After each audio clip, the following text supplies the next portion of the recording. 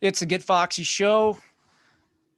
This time, our guest is R. Blank, the CEO of ShieldYourBody.com. R, thank you so much for taking the time today to be with us to talk about a really fascinating subject. Thank you so much, Terry. I really appreciate you having me here. This is going to be a really enjoyable discussion. Well, right off the bat, I don't know if many of my listeners are familiar with what EMF is. So let's start there. What is EMF, and why is it a big deal? Sure. So it's a complicated subject, and I'll try to make it as accessible as possible. Simple for my poor brain. So EMF stands for electromagnetic fields, and it's a form of energy. And there's a lot of different types of EMF. So one form of EMF that everyone's familiar with is sunlight. Sunlight is a type of EMF, all visible light. Now, if EMF has more energy than sunlight, then it's called ionizing. And that includes things like X-rays and gamma rays. And that stuff is really harmful, even in really small doses. That's why, when you get your teeth X-rayed, you wear a lead jacket and the technician leaves the room. That's how dangerous that stuff is. Now, there's types of EMF that have less energy than sunlight, and those are called non-ionizing. And we are exposed to non-ionizing EMF, which is mostly what people are referring to when they talk about EMF, are these forms of non-ionizing EMF. And we are exposed to these from a tremendous number of sources. So power lines, anything that runs on power, like appliances, anything that communicates wirelessly. So obviously that includes cell phone and Wi-Fi, but TV, radio, radar. All of these are forms of non-ionizing EMF, and that's what people are really talking about these days when they're talking about EMF. And historically, it was considered that these lower power, lower energy forms of EMF were benign. They didn't hurt life or humans. But there's a really large and continually growing body of science now stretching back decades, tens of thousands of studies that demonstrate negative health effects, a wide variety of them, ranging from the less severe, like sleep disruption and anxiety, all the way up to more worrisome conditions like cancer and infertility from exposure to these forces. We've got a lot of how was that? Yeah, that's perfect. That so clear. It's a little bit overwhelming in the fact that, okay, we've got all of these things. I mean, TV, radio, cell phones, appliances, our internet with our Wi-Fi. We're being exposed to all of this. Yeah. And it's growing every year. Because think about it, 10 years ago, the number of wireless devices in your life or the number of cell towers near you, compare that to today. And today, it's not just all the Wi-Fi, it's the smart fridge, the smart watches, the wireless earbuds. So the exposures are continuing to grow and grow exponentially along with the growth and popularity of technology. What made you decide that this was something you were passionate about and started to learn about? Sure, great question. So my father, Dr. Martin Blank, was one. He passed away in 2018, but before that, in about 2012, he was working on a book to communicate the science of EMF health effects to just regular people. He was an academic, and he spent most of his life publishing papers for other academics. This book was going to educate the public, and he was having he wanted some assistance to try to make the book more accessible to people, to explain, because these can be complex issues. The science can be complex. It involves biology and physics and electrical engineering and so forth. And at the time, I had been teaching at the University of Southern California, and I offered to hop in and help him write the book. And in the course of writing that book, I mean, obviously he's my father, I grew up with him, so I always knew a little bit about what he had done. But in the course of writing that book, I really learned a tremendous amount about the state of the science, how compelling and convincing the science today is about the harm that this stuff causes. But also because I, at the time, was a technologist and an entrepreneur, and I have an MBA, so I always think of things in these terms. I realized that the sources of these exposures, they are fundamental to modern society. So it's not like smoking, right? Where once we learn that smoking is really bad for you, we can combat it. We could even try to kill it off the planet. We could get rid of smoking. You'd have a few annoyed people for a little while, and that would be it. With EMF, we're talking, if we actually wanted to get rid of EMF, we're talking about going back to 1850 and before the light bulb. And that's just not viable. That's not what anyone wants. That's not what the economy can bear. It's not what society can bear. So the science behind this is very compelling, that this stuff is harmful, but the sources of the exposures are fundamental to society. So I knew that there had to be a safer way for people to engage with the technology around them. And that's where the idea for SYB came from. And that's how I got started back in 2012. So how specifically does EMF affect the body? I mean, is it affecting us physically? Is it affecting us mentally? Does it affect our hormones or our immune systems? How does that play out? Yeah, so that's a really good question. And it really gets to the heart of how I view the significance of this risk.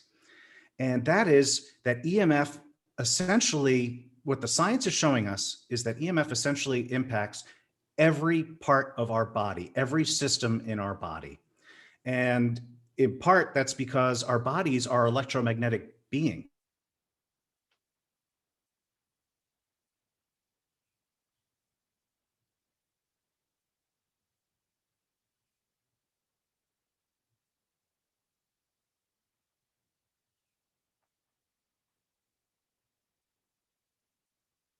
Oh, and we just lost our. Oh, we just lost you there for a Terry, are bit, you there? R. Yes. I apologize. I don't know what happened. We just lost the room, but I'm No, back. no worries. Are we good? That's an EMF for you, right? Okay. Yeah, that's the first time that's happened. So, okay. So I was saying, uh, what the science is showing us is that EMF impacts essentially every part of our body. And it shouldn't be surprising because our bodies are electromagnetic beings. And the way that our brain controls our body is through sending these electromagnetic signals through our body, the way that we sense what's going on with our body. So every part of our body is tuned to very, very low doses, like extremely low doses of EMF. And they're getting bombarded by effectively massively power, like the amount of power that your cell phone emits is so many orders of magnitude greater than what your brain uses to control your hand, for example. And so what we're seeing in the science is there's impacts to essentially every system that's measured. So that's why you can see things like sleep disruption and anxiety, disruption of melatonin production, all the way up to, like I say, tumor formation and infertility, and basically everything in between. And everyone's affected differently because everyone's exposures are different, and everyone's physiologies are different. And so some people, they can get through life and not really be impacted at all. And other people can have debilitating illness. And there's the whole spectrum in between.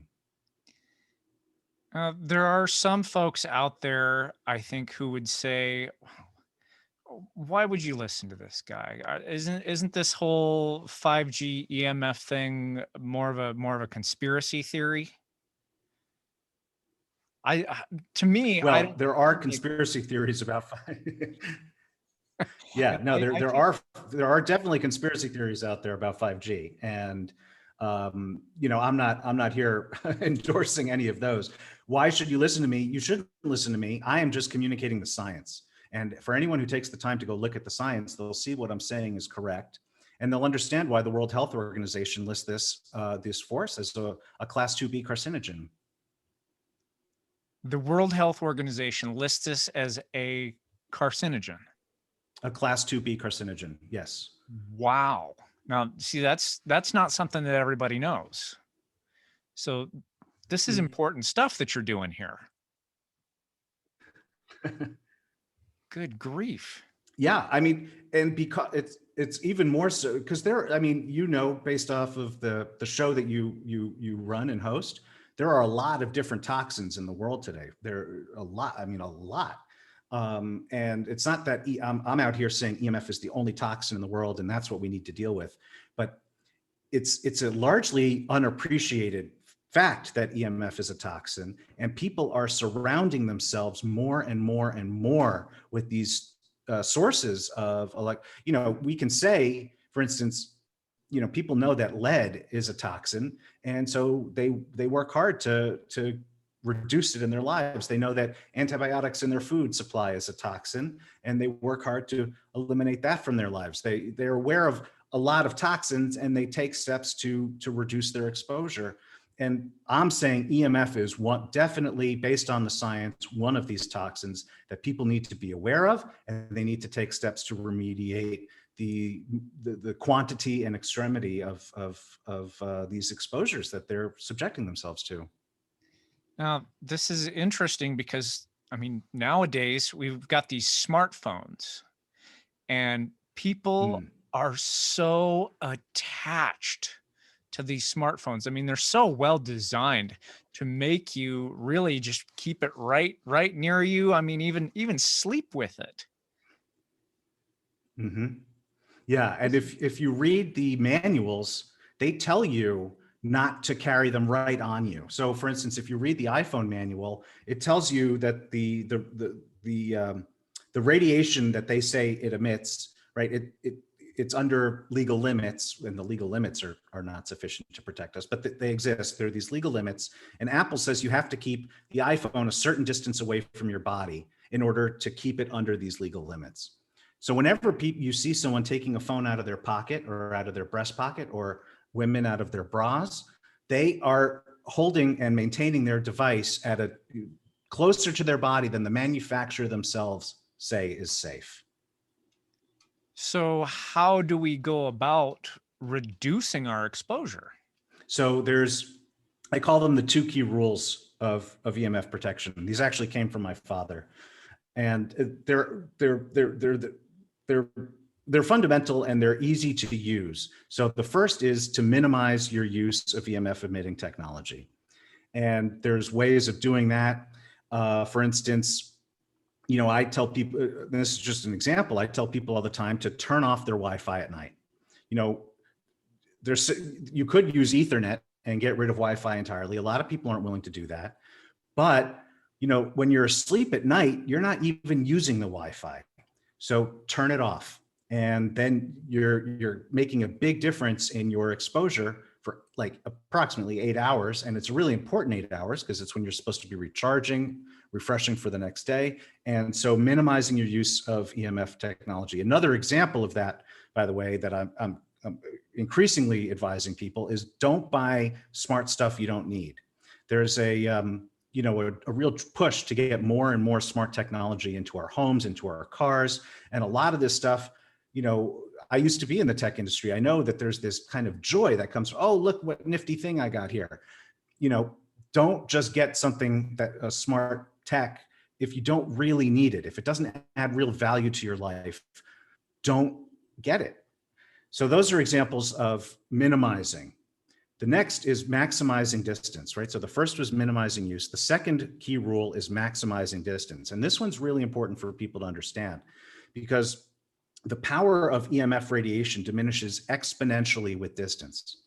So if you, for instance, if this is you and this is your phone and they're about an inch apart, if you take that and make it 2 inches, the power of your exposure has dropped 75% by doubling the distance. And so when you use your tech, keep it as far away from you as is practical. So a good example of that is, like I was just saying, don't carry your phone in your pocket. Don't use your laptop in your lap. keep these sources as far away from you as possible. And those are the two basic rules that everyone can start applying in their lives and really make, because the goal isn't to eliminate your EMF exposure, because that is in today's world essentially impossible. So it's, your goal isn't to eliminate it. Your goal is to reduce it as much as you can, that you're comfortable with in your lifestyle. And those are the two ways of doing that. Then, of course, beyond that, my company and companies like mine, we make EMF shielding products. So EMF shielding works, and this technology goes back about 2 centuries, ever since Michael Faraday invented his Faraday cage, where if you weave conductive metals in a certain pattern, it can block and deflect EMF radiation in the other direction. And so, for instance, I have a phone pouch, which is a very popular product. I always tell people not to carry their phones in their pockets or bras, but some people still do because, honestly, where else are you going to carry it? And so that's what the phone pouch exists for. You put the phone in the pouch, and then you put the pouch on your belt or in your pocket, and it deflects radiation in the other direction. Another is my laptop pad, where I tell people all the time, don't use your laptop in your lap, but some people still want to. So put the laptop pad under your laptop, and it protects your lap and reproductive organs. And so that's where EMF protection products come into play. That's the type of product that my company makes and sells. But I always emphasize that's the second line of defense. The best EMF protection are the 2 key rules, which is minimizing use and maximizing distance. That is beautiful information. So listeners, there you go. You're going to want to do those 2 things to help minimize. And there again, as a Chinese medicine practitioner, we talk all about balance. And here again, it is dang near impossible with the way that we work in our society to keep yourself from being exposed to EMF. So here we're trying to find the balance. And that is a beautiful thing, I think. Yeah, I agree. I like the way that you framed that. Yeah. This is a little bit more off the subject, but I'm curious because you're an expert in this. I've been told that stones like tourmaline and shungite can be helpful for limiting one's EMF exposure. What are your feelings on that? So there's a lot of, and I recently did a webinar on this subject, because there's a lot of options out there pitching themselves as protection from EMF radiation. And a lot of it lacks real scientific backing. And stones like shungite and organite, and I believe hematite is considered by some to be protective. There's no real science that demonstrates that those are effective solutions. That said, I deal with thousands of customers on a regular basis, a lot of whom try a lot of different things. And some of them say that these solutions work for them. Others say they make no difference. And so my approach is, if it's working for you, certainly keep doing it. If someone you really trust is recommending that you try it, go for it. But when I give advice to people about which types of EMF protection to use, I really focus on the type that has measurable quantitative claims, that's backed by science. So for example, with my products, they're shielding products. So you can actually measure. We do it in a lab, but then we also explain to customers how they can do it themselves with meters at home. And you can measure and see how much radiation is being shielded by using my products. So when it comes to EMF protection, the ones that I focus on and advocate are the ones that have demonstrable claims that are backed by science. But I also recognize there are a lot of people out there who find relief and value in products that don't have demonstrable that don't have demonstrable measurements, that aren't backed by established science. And I also want to be super clear: just because a product isn't backed by science does not mean the product doesn't work, because science takes time. 100 years ago, we didn't know what we know about EMF. science evolves over time. We learn new things. So just because a product isn't backed by science doesn't mean I'm saying it doesn't work. It's just that when I give people advice about how to approach remediating EMF in their lives, I really do focus on the stuff where it's quantifiable, it's measurable, and it's supported by science. Brilliant. How can people find out more about your products and your book, or if they want to learn more about you, where can they go? Sure. So if you go to shieldyourbody.com/getfoxy, so that's shieldyourbody, all one word, .com/getfoxy. You can learn about my products. You can download my guide with the 5 top ways that you can slash your personal EMF exposure. And of course, you can reach out and contact me through there as well. Excellent. Excellent. So you offer folks a free guide. And what is in that free guide? So that is the 5 top ways that you can make a big difference in your own personal EMF exposure. So it's specific tips, but then it also explains why those tactics are so significant. And I'll just say, I've already said it here, is not to carry your phone in your pocket. And what people need to realize is, because as you've said, and I've said, both of us have said in this interview, the number of sources of EMF in our environment are continuing to grow. And as you become aware of EMF as a health risk, it can feel a little overwhelming. You can feel a little helpless. Like, what am I going to do? How can I protect against all this?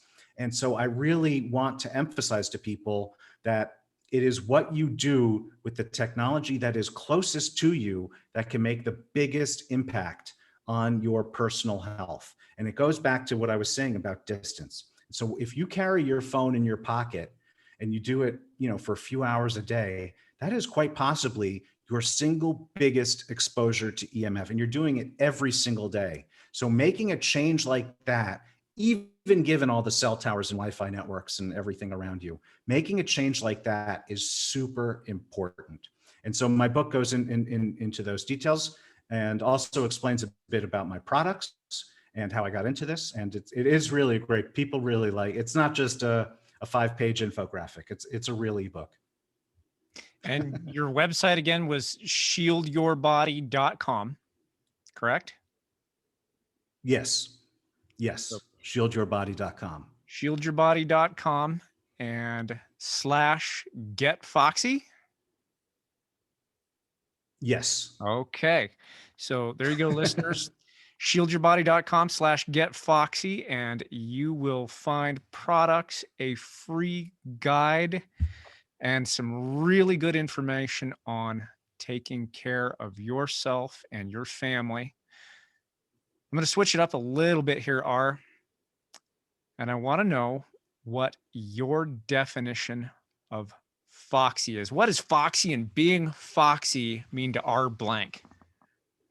So for some reason, I feel like this is a loaded question, but I did think about it. And I don't know. To me, I mean, Foxy has a lot of different meanings. But to me, Foxy is it's a really sneaky form of intelligence. And who? It's like sly like a fox, that kind of, yeah. Who would you consider to be Foxy? Using that definition. I don't know what. Yeah, I don't know why you'd expect me to say anything other than you, Terry. You are the foxiest person I know. Well, I appreciate that. I definitely, yes, I agree. I am Foxy, and I will say that I don't bring anybody on this show that isn't Foxy themselves. So that also applies to you, sir.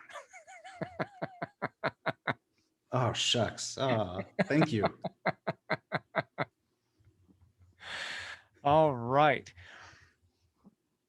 I'm trying to think if there's anything else I should be asking you. I feel like we've covered so much in a short amount of time.